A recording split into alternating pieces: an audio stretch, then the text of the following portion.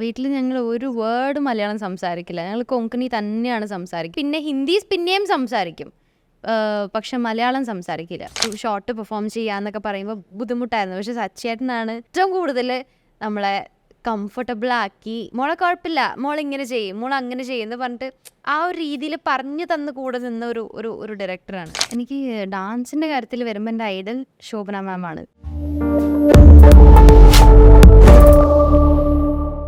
ഓണമെന്ന് കേൾക്കുമ്പോൾ നമുക്ക് നമ്മുടെ ഒരു പൈതൃകം തന്നെ ഓർമ്മ വരും. മഹാബലി തമ്പുരാൻ.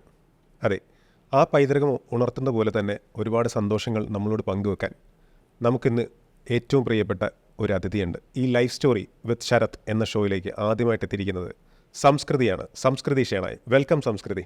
Thank you. അപ്പോൾ സംസ്കൃതി എന്ന് കേൾക്കുമ്പോൾ സ്വാഭാവികമായിട്ടും എല്ലാവർക്കും ഒരു കൗതുകം ഉണർത്തുന്ന ഒരു പേരായിട്ട് തോന്നും. ഈ കൗതുകം ഉണർത്തുന്ന പേരിൻ്റെ പിന്നിൽ ആരായിരുന്നു? എൻ്റെ അച്ഛനായിരുന്നു. അതിന് ആക്ച്വലി ഒരു രസകരമായ ഒരു സ്റ്റോറി ഉണ്ട്. ഓക്കെ. ഞാൻ ചില സ്ഥലത്ത് ഷെയർ ചെയ്തിട്ടുണ്ട്, പക്ഷെ ഇത്രയും ഇങ്ങനെ ഒരു ചോദ്യം ആദ്യമായിട്ടാണ്. സോ ഞാൻ എക്സ്പ്ലെയിൻ ചെയ്യാം. സംഭവം വേറൊന്നുമല്ല, എൻ്റെ അച്ഛന് മെഡിക്കൽ കോളേജിൽ പഠിക്കണ ആ ഒരു ഏജിൽ തന്നെ പുള്ളിക്ക് ഭയങ്കര ആഗ്രഹമായിരുന്നു. അതായത് എനിക്കൊരു മോള് വേണം, ഐ വോണ്ട് ഡോട്ടർ എന്നുള്ളൊരു സംഭവം ഫിക്സ്ഡ് ആണ്. പഠിക്കുന്ന കാലം പുള്ളി മെഡിക്കൽ കോളേജിൽ പഠിക്കുമ്പോൾ എനിക്ക് തോന്നുന്നു 21 വയസ്സോ അങ്ങനെ എന്തോ ഒരു ഏജ്, 21-22 വയസ്സിലാണെന്ന് തോന്നുന്നു. പുള്ളി തീരുമാനിച്ചു ദാറ്റ് എനിക്കൊരു മോളുണ്ടാവും ആൻഡ് എന്താ പറയുക, പുള്ളിക്കാരത്തി I mean I name her Sanskriti. That is അവൾക്ക്, എൻ്റെ മോൾക്ക് പേര് സംസ്കൃതി എന്നാണ്.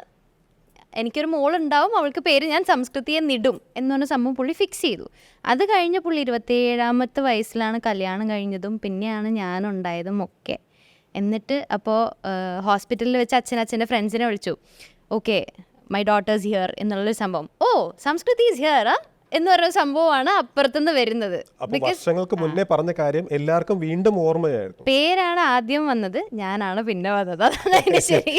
അപ്പൊ ഒരിക്കലും ഒരിടത്തും നടക്കാത്തൊരു സംഭവമാണ്. ഒരു കുട്ടിയുടെ പേര് നേരത്തെ തന്നെ ഒരാൾ കണ്ടെത്തുകയും. കല്യാണം കഴിയുമ്പോഴൊക്കെ ഓരോരുത്തർ പിന്നെ ആഗ്രഹം പറയും. അച്ഛൻ എന്താ പറയുക, ഒരു റിലേഷൻഷിപ്പിൽ പോലും ഇല്ലാത്ത സമയത്ത് പുള്ളി പഠിക്കണ കാലത്തുള്ള പുള്ളിയുടെ ആഗ്രഹമായിരുന്നു എനിക്കൊരു മോള് വേണം, മോളുടെ പേര് ഇതായിരിക്കണം എന്നുള്ളൊരു സംഭവം. പുള്ളി ഭയങ്കര എല്ലാ ഫ്രണ്ട്സിനോടൊക്കെ പറയുമായിരുന്നു, എൻ്റെ മോള് ഭയങ്കര സുന്ദരിയായിരിക്കും, അവളിങ്ങനെ റോഡിൽ കൂടെ നടന്നു പോകുമ്പോൾ ആൾക്കാർ ഇങ്ങനെ നോക്കി നിൽക്കും എന്നൊക്കെ പുള്ളി പറഞ്ഞുകൊണ്ടിരിക്കും. അത് അന്നിപ്പോൾ അച്ഛൻ്റെ ഫ്രണ്ട്സ് മുരളി എന്ന് പറഞ്ഞ അങ്കിളൊക്കെ ഉണ്ട്. അപ്പോൾ അങ്കിളൊക്കെ എന്നോട് ഇങ്ങനെ പറയും, ഇങ്ങനെ നിൻ്റെ അച്ഛൻ ഇങ്ങനെ ആയിരുന്നു എന്നുള്ള സംഭവം. It was like that he wanted A daughter and he made one. അപ്പോൾ സംസ്കൃതി എന്ന് പറയുന്നത് ഒറ്റ മകളാണ്. യെസ്. അപ്പം സ്വാഭാവികമായിട്ട് ഇത്രയും ഏറെ അച്ഛനെ പറ്റി പറയുമ്പോൾ സ്വാഭാവികമായിട്ടും ലൈഫിലെ ഏറ്റവും ഇമ്പോർട്ടൻറ്റ് പാർട്ട് ഇത്രയും നാളും വഹിച്ചിരിക്കുന്നത് അച്ഛൻ തന്നെയായിരിക്കും. അപ്പോൾ അച്ഛനെ പറ്റി പറഞ്ഞു കഴിഞ്ഞാൽ അച്ഛനിലെ ഏറ്റവും നല്ല കാര്യങ്ങൾ എന്തൊക്കെയായിരിക്കും പറയാൻ പറ്റുന്നത്? അച്ഛൻ്റെ എല്ലാമാണ്, അതിൽ വേറൊന്നും എക്സ്ട്രാ എനിക്ക് പറയാനില്ല. കാരണം എൻ്റെ ദിവസം സ്റ്റാർട്ട് ചെയ്യുന്നത് പുള്ളീനോട് സംസാരിച്ചുകൊണ്ടാണ്, ഞാൻ എൻഡ് ചെയ്യുന്നതും പുള്ളീനോട് സംസാരിച്ചുകൊണ്ടായിരിക്കും. ഇന്നേ വരെ ഇപ്പോൾ ഇത്രയും നാളായിട്ടും എല്ലാ ദിവസവും രാവിലെ എന്നെ വിളിച്ചെണീപ്പിക്കും. അച്ഛൻ്റെ ഗുഡ് മോർണിംഗ് കേൾക്കാണ്ട് എനിക്ക് എണീക്കാനൊരു സുഖമില്ല. അപ്പോൾ പുള്ളി വിളിക്കും, ഗുഡ് മോർണിംഗ്, എണീറ്റോ, ഓക്കെ, എവറിതിങ്സ് ഫൈൻ, ഓക്കെ. ഞാൻ എവിടെയെങ്കിലും പോവുകയാണെങ്കിൽ പുള്ളീനെ ഇൻഫോം ചെയ്യും, തിരിച്ച് വരുമ്പോൾ സംസാരിക്കും. രാത്രി അവർ ഉറങ്ങുന്നത് വരെ ഞാൻ ഉണ്ടാവും കൂടെ. ദാറ്റ് ഈസ് എന്നെ വിളിച്ചിട്ട് ഗുഡ് നൈറ്റ് പറയും. ഹീസ് ദെയർ വിത്ത് മീ എപ്പോഴും, എന്തിനും. എൻ്റെ ഒരു ബാക്ക് ബോണാണ്, ബെസ്റ്റ് ഫ്രണ്ടാണ്, ഏതും പറയാവുന്ന ഒരാളാണ്.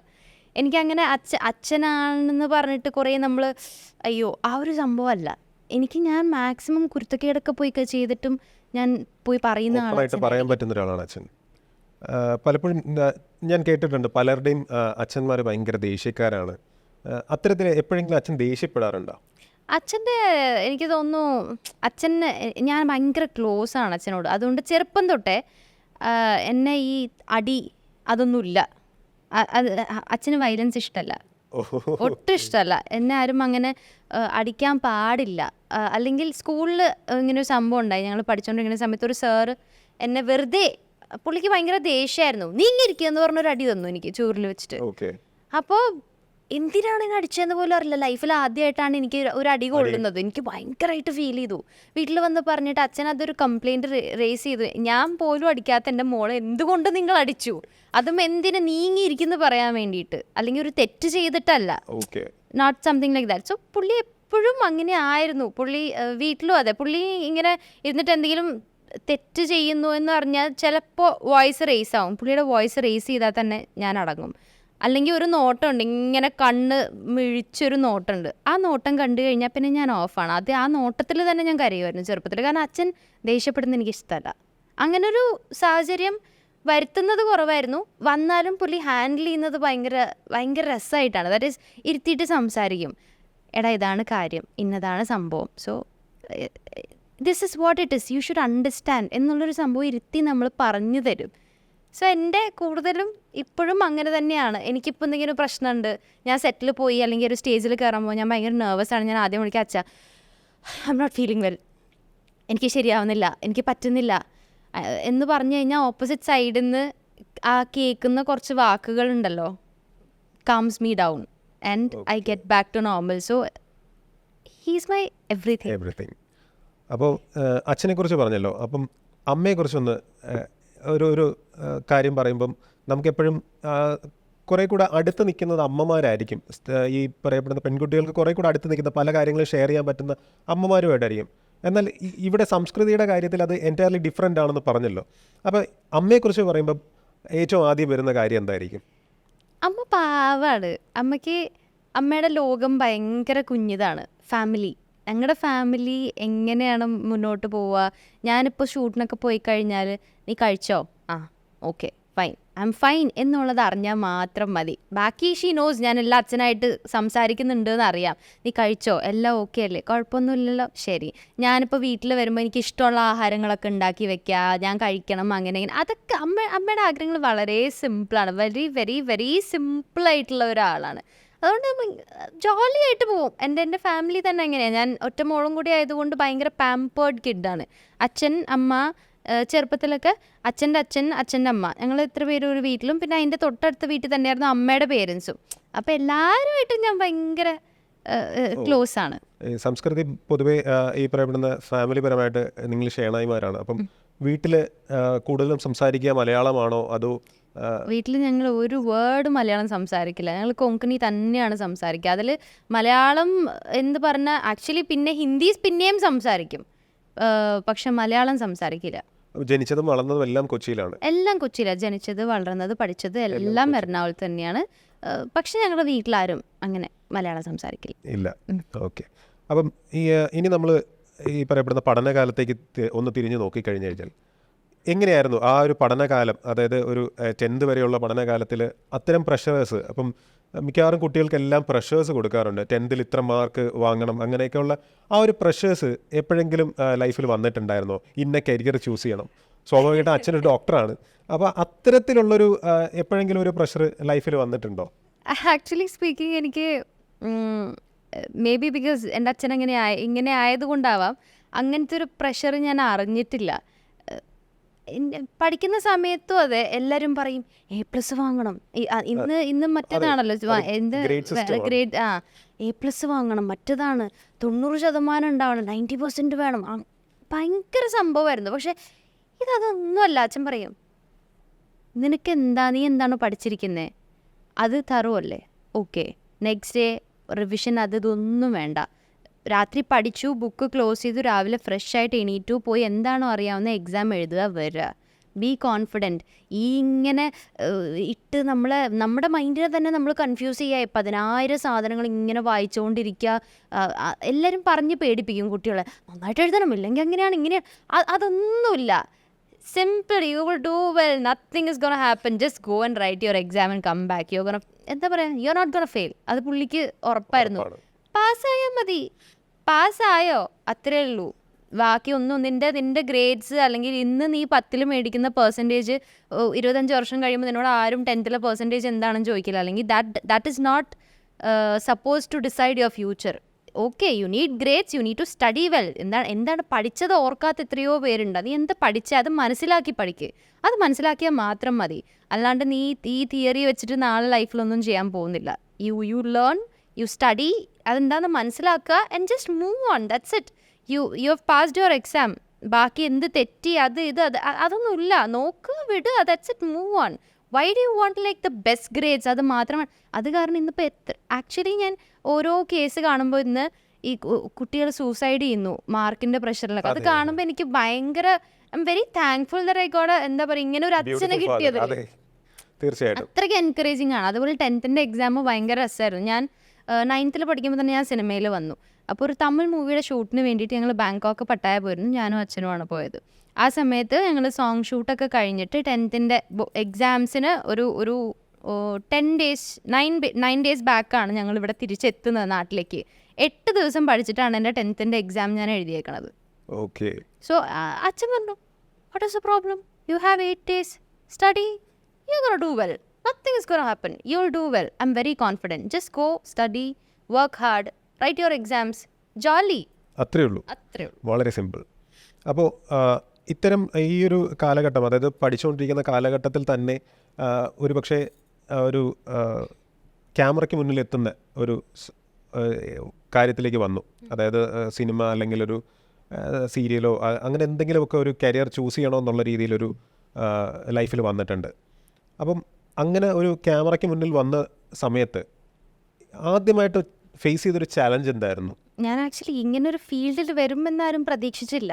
പക്ഷേ ഓഫേഴ്സ് വന്നപ്പോൾ ഇതിലേക്ക് വന്നു പെട്ടതാണ്. ഇഷ്ടമായിരുന്നു ഒബ്വിയസ്ലി, കാരണം ഞാൻ ഡാൻസ് ചെയ്യുമായിരുന്നു. അപ്പോൾ ഡാൻസ് പ്രോഗ്രാംസ് കണ്ടിട്ടാണ് എന്നെ വിളിച്ചതും ഫോട്ടോസ് എടുത്തതും ആ സമയത്ത് ചെറിയ ആഡ്സ് ചെയ്തതും ഇങ്ങനെ വന്നതൊക്കെ. ക്യാമറയുടെ മുന്നിൽ എനിക്ക് അങ്ങനെ ക്യാമറ ഫിയർ എനിക്ക് ഉണ്ടായിരുന്നില്ല. കാരണം ഞാൻ എപ്പോഴും സ്റ്റേജിലായിരുന്നു, എപ്പോഴും ക്യാമറയുടെ മുന്നിലായിരുന്നു. കാരണം ഞാൻ എന്താ പറയുക, എൻ്റെ ചെറുപ്പകാലം തൊട്ട് എൻ്റെ ഒരുപാട് ഫോട്ടോസ് ഉണ്ട്. അച്ഛനാണ് എല്ലാ ഫോട്ടോസും എടുത്തിരിക്കുന്നത്, എല്ലാ വീഡിയോസും എടുത്തിരിക്കുന്നത്. അപ്പോൾ ക്യാമറയുടെ ഫിയർ എന്ന് പറഞ്ഞൊരു സംഭവം എനിക്കില്ല. പക്ഷേ ആക്ടിങ് അല്ലെങ്കിൽ ആ ഒരു ഫീൽഡ് പുതിയതായിരുന്നു. സോ അതെല്ലാം വന്ന് പഠിച്ചത് വർക്ക് ചെയ്തുകൊണ്ടാണ്. സംഭവം ഞാൻ അധികം അങ്ങനെ ഓഡിഷൻസ് ഒന്നും അറ്റൻഡ് ചെയ്തിട്ടില്ല, അങ്ങനെ അറിയില്ല. സ്കൂളിൽ പഠിക്കായിരുന്നു, ഡാൻസ് കളിക്കായിരുന്നു, വീട്ടിൽ ഡയറക്ടർ വന്നൂടെ. മലയാളത്തിൽ ഫസ്റ്റ് ചെയ്ത ബ്ലാക്ക് ബട്ടർഫ്ലൈ എന്നൊരു സിനിമയായിരുന്നു. അപ്പോൾ രഞ്ജിത്ത് അങ്കിളും ക്യാമറമാൻ അഴകപ്പൻ സാർ എല്ലാവരും വന്ന് വീട്ടിൽ വന്നു, ആ മോളെ പരീക്ഷയാണോ, നന്നായിട്ട് പഠിക്കൂ എന്നൊക്കെ പറഞ്ഞു. കുറഞ്ഞാണ് കാര്യം. പിന്നെ നമ്മൾ പഠിക്കുന്നത് മൊത്തം സെറ്റിലാണ്, അവർ പറഞ്ഞു തരിക. പിന്നെ അതിൽ നിന്നാണ് ഓരോന്ന് പഠിച്ചു തുടങ്ങിയത്. സോ അതിനങ്ങനെ ഒരു എക്സ്പീരിയൻസ് എന്ന സംഭവം എനിക്കില്ല. ഞാൻ തിയേറ്റർ ചെയ്തിട്ടില്ല, അങ്ങനത്തെ ഒരു ഡ്രാമ അങ്ങനത്തെ ഒരു ഫീൽഡിലേക്ക് പോയിട്ടില്ല. I was always into dance. അപ്പോൾ ഡാൻസ് ആയിരുന്നു പാഷൻ? യെസ്, ആണ് പാഷൻ. ഡാൻസ് ആണ് പാഷൻ. അപ്പോൾ ഡാൻസിൽ നിന്ന് എപ്പോഴെങ്കിലും ആഗ്രഹിച്ചിട്ടുണ്ടോ, എനിക്ക് സിനിമയിലേക്ക് എത്തണം, ഡാൻസിലൂടെ എനിക്ക് സിനിമയിലേക്ക് എത്തണമെന്ന് ആഗ്രഹിച്ചിരുന്നോ ചെറുതിൽ എപ്പോഴെങ്കിലും? അത്രയും നമ്മൾ ആലോചിക്കുന്ന ഒരു സ്റ്റേജിന് മുന്നേ തന്നെ ഞാൻ സിനിമയിൽ എത്തി. Because I was hardly 14 when I started എന്താ പറയുക ആഡ്സും ഇതൊക്കെ ചെയ്ത് ക്യാമറയുടെ മുന്നിൽ വന്ന സമയം ആ ഒരു ഏജാണ്. അപ്പം അപ്പോൾ നമ്മൾ ആലോചിക്കുന്നല്ലേ ഉള്ളൂ എന്താ വേണ്ടേ, നമ്മൾ ആലോചിച്ചിട്ടില്ല. 10th ഒക്കെ ആകുമ്പോഴാണ് പിന്നെ ഒന്നുകൂടെ സീരിയസ് ആയിട്ട് ആലോചിച്ച് തുടങ്ങുന്നത്. ബട്ട് അങ്ങനെ ആലോചിച്ചിട്ടില്ല ആക്ച്വലി. വന്നു, it was like okay let's do it എന്നൊരു സംഭവം. വീട്ടിൽ ആദ്യമൊക്കെ ബുദ്ധിമുട്ടുണ്ടായിരുന്നു. ബിക്കോസ് എൻ്റെ ഫാമിലിയിൽ നിന്നോ അല്ലെങ്കിൽ ഞങ്ങളുടെ റിലേറ്റീവ്സിൽ നിന്നോ ആരും ഇങ്ങനെ മീഡിയ ഫീൽഡിലില്ല ആരും.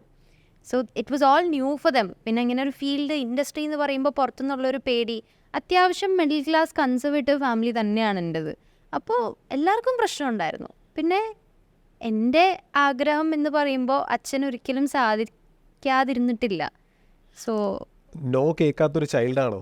അല്ല, നോ കേൾക്കാത്തൊരു ചൈൽഡല്ല. എന്നെ നോ എന്ന് പറയുന്നൊരു സംഭവം പറഞ്ഞ് തന്നെയാണ് വളർത്തിയത്.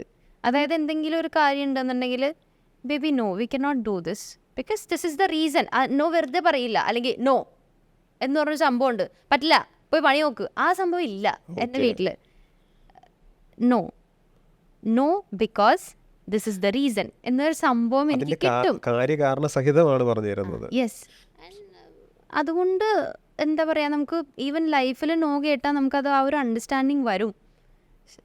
അതെനിക്ക് വന്നത് ഈസ് ബിക്കോസ് ഓഫ് ദാറ്റ്. അപ്പോൾ അവിടെ കരിയർ തുടങ്ങുന്നത് 14ാമത്തെ വയസ്സിലാണെന്ന് പറഞ്ഞു. അപ്പം ആദ്യം ഒരു മോഡലിംഗ് ചെയ്താണോ വരുന്നത്, അതോ അതിന് മുമ്പ് വേറെന്തെങ്കിലും ചെയ്തിട്ടുണ്ടോ? ഇല്ല, ഞാൻ ഇതുപോലെ ഒരാൾ കണ്ടു, വിളിച്ചു, കുറച്ച് ഫോട്ടോസ് എടുക്കാമെന്ന് പറഞ്ഞു, പോർട്ട്ഫോളിയോ ചെയ്യാമെന്ന് പറഞ്ഞു. ശരി, ഓക്കെ എന്ന് പറഞ്ഞു, ഒരു പോർട്ട്ഫോളിയോ ചെയ്തു. അങ്ങനെ 2-3 ചെറിയ ആഡ്സ്, ഒരു ജ്വല്ലറിയുടെ ആഡ്, പിന്നെ കല്യാൺ സിൽക്സിന് മറ്റേ ആഡി സെയിൽ, അങ്ങനത്തെ കുറച്ച് ആഡ്സ്, ജിങ്കിൾസ്, അതൊക്കെ ചെയ്തു.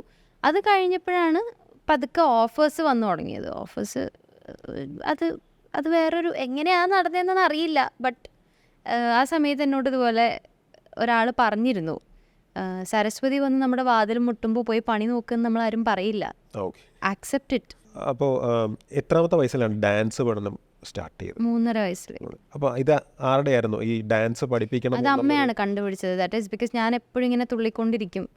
അച്ഛൻ എപ്പോഴും പറയും ഞാൻ വയറ്റിൽ നിന്ന് ഡാൻസ് കളിച്ചുകൊണ്ടാണ് വന്നത് എന്ന് പറയും. കാരണം അത് അങ്ങനെയായിരുന്നു. ഞാൻ തിയേറ്ററിൽ പോകുമ്പോൾ സിനിമയിൽ പാട്ട് വരുന്ന സമയത്ത് മാത്രം നിലത്തിറങ്ങി തുള്ളിച്ചാടി ഡാൻസ് കളിച്ചിട്ട് പാട്ട് കഴിയുമ്പോൾ തിരിച്ചു വന്ന് കിടന്നുറങ്ങുന്ന ടീമായിരുന്നു ഞാൻ ആസ് എ കിഡ്. അപ്പോൾ അങ്ങനെ എനിക്ക് വേണ്ടി കുറേ പാട്ടുള്ള സിനിമകളൊക്കെ അവർ പോയി കണ്ടിട്ടുണ്ട്. Because I use to love dancing. പാട്ട് വരുമ്പോൾ നേരെ ഇറങ്ങി ഓടി ഡാൻസ് കളിക്കും, പാട്ട് കഴിയുമ്പോൾ തിരിച്ചു വന്ന് അമ്മയുടെ മടിയിൽ കിടന്നുറങ്ങും. അതായിരുന്നു പതിവ്. അപ്പോൾ അമ്മയാണ് അതിനെ എന്താ പറയുക, ഇങ്ങനെ ഒരു ടാലൻ്റ് ഒക്കെ ഉണ്ടെങ്കിൽ നമുക്ക് എന്ന് പറഞ്ഞ് എനിക്ക് ചെറുപ്പത്തിൽ കലാഭവനിൽ കൊണ്ട് ചേർത്തത്, കൊച്ചിൻ കലാഭവനിൽ. അങ്ങനെ കുറേ നാൾ ഞാൻ അവിടെയാണ് പഠിച്ചത്. അതിനുശേഷം പ്രൈവറ്റ് ടീച്ചേഴ്സിൻ്റെ അടുത്ത് പഠിച്ചു. അതിനുശേഷം ഞാൻ ഇതിന് 12th കഴിഞ്ഞിട്ട് പിന്നെ അതിലേക്ക് തന്നെ പോയി. ട്രിവാൻഡ്രത്ത് ഒരു അസോസിയേഷൻ ഉണ്ട്, അപ്പോൾ അവിടെ പോയിട്ട് ആണ് ബാക്കി പഠിച്ച ഡിപ്ലോമയൊക്കെ ചെയ്തത്. പിന്നെ ചെന്നൈയിൽ പോയിട്ട് വേറെ ഇന്റർമീഡിയറ്റ് ഡിപ്ലോമ ചെയ്തു.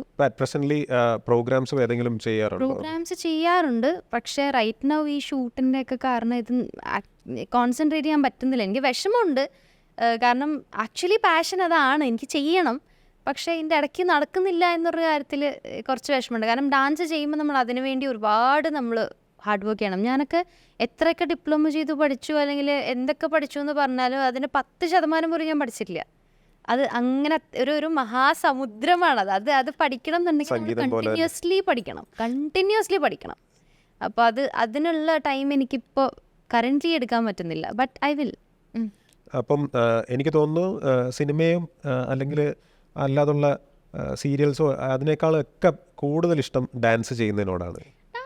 ഭയങ്കര ഇഷ്ടമാണ്, അതൊരു പാഷനാണ്. പക്ഷേ അതിൻ്റെ കൂടെ തന്നെ acting is also a passion. And once you come into it, ഞാൻ കുറച്ച് നാൾ ബ്രേക്ക് എടുത്തിരുന്നു. But it comes back to you. എനിക്ക് ഇത്രയും നാൾ ബ്രേക്ക് എടുത്തിട്ട് ക്യാമറയുടെ മുന്നിൽ വരുന്ന സമയത്ത് ഭയങ്കര പേടിയായിരുന്നു. ഞാൻ എല്ലാം മറന്നു, എനിക്കൊന്നും പറ്റില്ല എന്ന് പറഞ്ഞാൽ അച്ഛനെ വിളിച്ച് ഞാൻ കരഞ്ഞ സ്റ്റേജ് ഉണ്ട്. പക്ഷേ once you get in front of the camera, you understand that you belong here, this is where you are suppose to be എന്ന് പറഞ്ഞൊരു ഫീലിംഗ് ഉണ്ട്. സോ ഡാൻസ് ആൻഡ് ആക്ടിങ് അല്ലെങ്കിൽ being in front of the camera, being an artist is something I love. അപ്പോൾ നമ്മൾ ഈ പറയപ്പെടുന്ന ഡാൻസും കാര്യങ്ങളൊക്കെ പറയുമ്പോൾ സംസ്കൃതിയുടെ മുഖത്തെ ആ ഒരു പാഷൻ, അതായത് അതിനോടുള്ള ഇൻട്രസ്റ്റ് ഒക്കെ നമുക്ക് വെളിവാകുന്നുണ്ട്. അപ്പോൾ ഡാൻസിനോട് ഇപ്പം നമ്മളൊരു പെർട്ടിക്കുലർ ഏജ് ആകുമ്പം ഇത് ഭയങ്കര സീരിയസ് ആയിട്ട് അപ്രോച്ച് ചെയ്യത്തില്ലേ?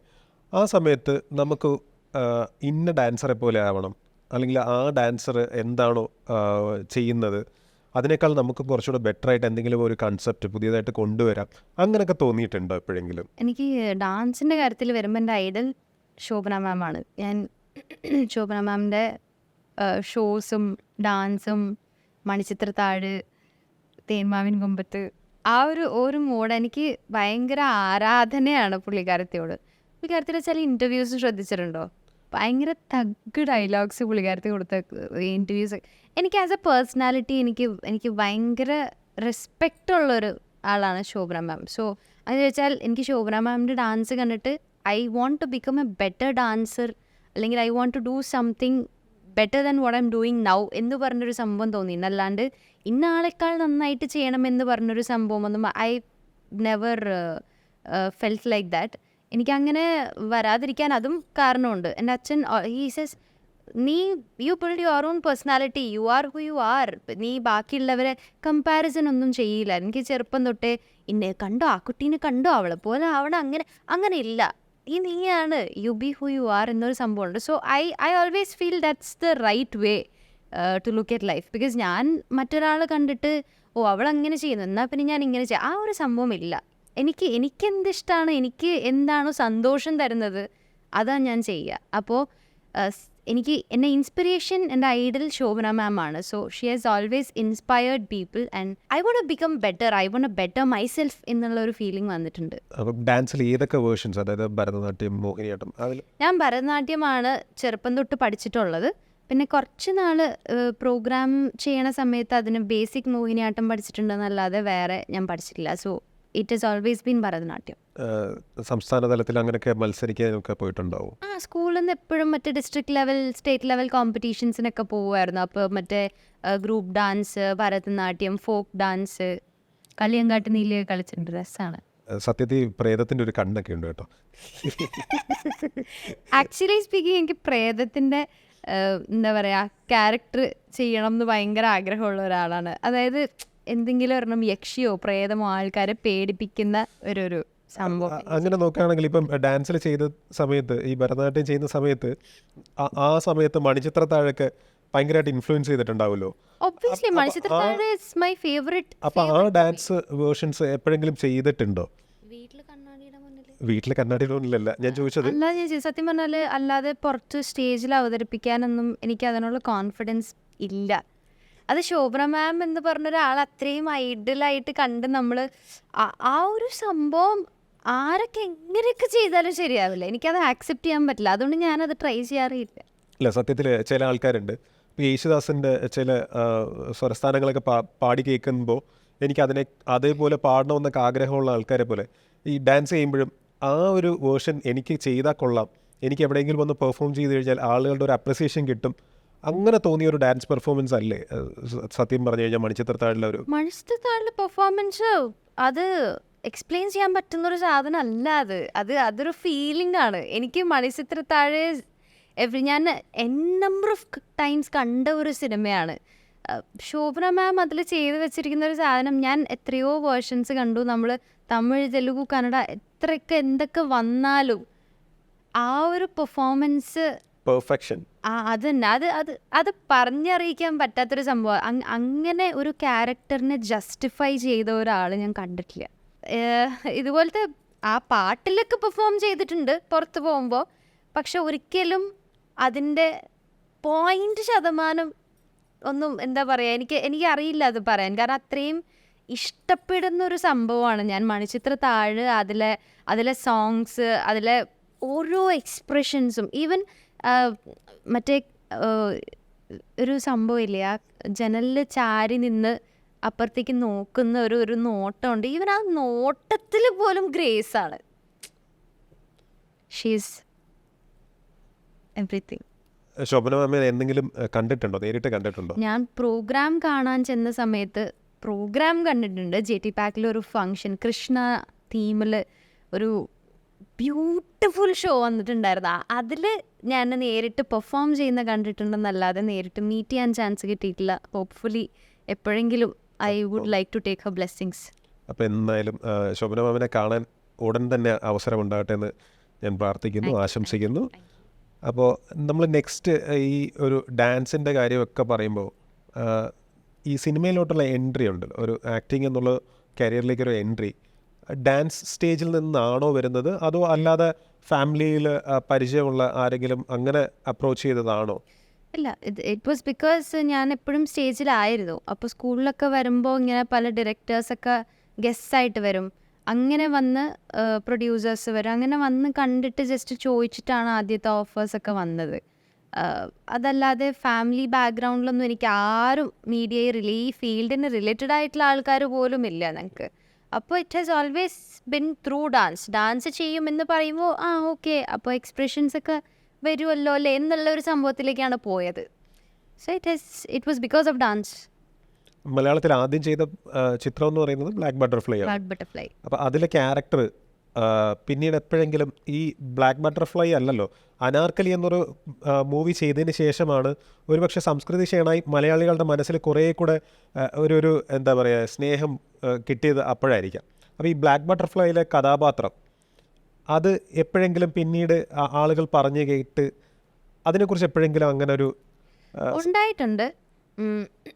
കാരണം ആദ്യം അല്ലെങ്കിലും പിന്നെ അനാർക്കലിക്ക് ശേഷം ആൾക്കാർ സിനിമ കണ്ടിട്ട് ബ്ലാക്ക് ബട്ടർഫ്ലൈനെ കുറിച്ച് എന്നോട് സംസാരിച്ചിട്ടും ഒക്കെ ഉണ്ട്. ബ്ലാക്ക് ബട്ടർഫ്ലൈ ആക്ച്വലി ഒരു തമിഴ് മൂവിയുടെ റീമേക്കാണ്.